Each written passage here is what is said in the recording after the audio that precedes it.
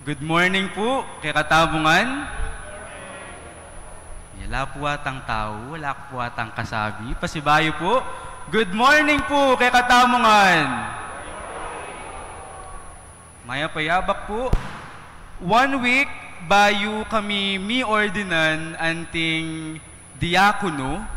Kambeda po din kay kaming familia. Pekisabyan na kami po ning kaluguran tamong obispo. At ing metong karing paganakana, apin din kay kaming things to do before the ordination.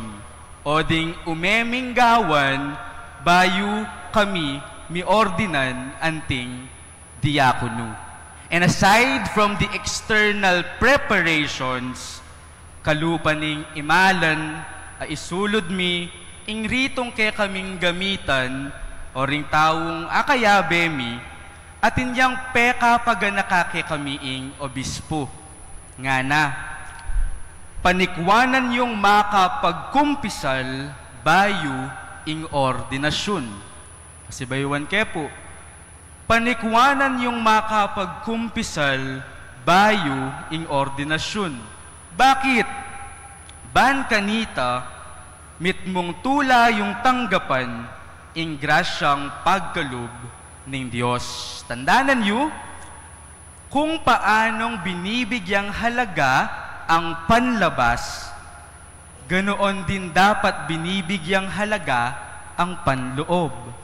Dahil iisa lang ang gumawa ng panlabas at ng panloob. Inyapin, anting pamagsadya ko, minta ko po, king Quiapo. Ban ikumpisal, ding ka na kong kakulangan, ding ka na kong agawang kamalyan.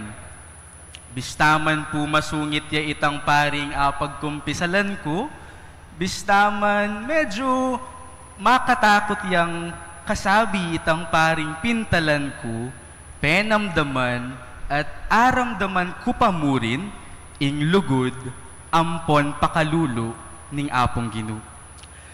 Kaniting kapag masusyan, dimdam tamo naman, kang Juan, king ebanghelyo ng San Lucas, ing sukat dang daptan, ding tao, king panyatang ning apong Ginu, karela. Bayo po kasi ing ebanghelyo ngeni, Luke chapter 3 verses 10 to 18, King Luke chapter 3 verses 1 to 9, it describes the ministry of John the Baptist and how he sets the stage for the coming of our Lord Jesus Christ. Sa sadya at si John na laring tao, king panyatang ning ginutamong i Hesu Kristo. What should we do? Nanu ing sukat ming daptan, ngararing tao kang Juan. Ene man po, o ena naman pigkaymot Juan, ing nanu ing sagot na, at sinabi nala kung nanu, raring dapat dang daptan ding tao. Timdam tamo nan din, king pamamasa. Muna nga na, midake kayo, karing tutong mangailangan. Nungatin kayong adwang imalan, ibiyeye ing metong karing kaparayu. Makanyan mo naman, nung dakal kayo kanupamangan, dakayanan yula ring aliwa. Karing maningil buwis na nung sinabi na, kayo mamirayit, ko sisingil sobra, king sukat yung singilan. At karing sundalos na nung sinabi na, ko kukwang kwalta, kapamilatan, ning pamangamit yu, king puwersayu, o king pamanakot. Makanyan mo naman, king sulat ng San Pablo, karing tao Filipos, nga na, tumula ko sanang parati, king pamibiyebye yung makayagom, king apong Ginu. Pakita nanyo lang mayap ding sabla. Bakit? Uling malapit neng datang, ing Ginu. Kaluguran kong kapatad, kaniting 3 Domingo ning Adbiento, iti awsan jamu namang Gaudete Sunday. Ulitan tayo po, Gaudete Sunday. Ing buri ng sabyan ning Gaudete Sunday, rejoice o tumula kayo.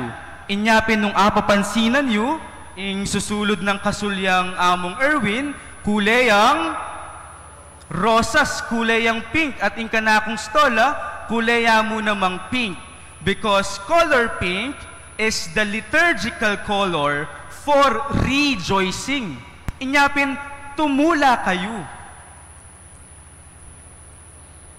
Ewari, metong karing peka sikat akanta potang magpasku apin ing joy, joy to the world. O yan, ing mayop a balita kay katamu. Tumula kayo, uling malapit na ing panyatang ning apong ginu king busal tamu. The theme of our celebration expresses the joy of anticipation at the approach of the Christmas celebration. Ulitan kayo po. The theme of our celebration today expresses the joy of anticipation at the approach of the Christmas celebration. Inyaban mas matula tayang tanggapan ing apong ginu, king bieta mo, kalupa na pong apong dong, kalupa ng San Juan king ebanghelyo, dinanda kayo mo naman pong things to do as signs of your preparation for the coming of our Lord Jesus Christ. Pwede po ba?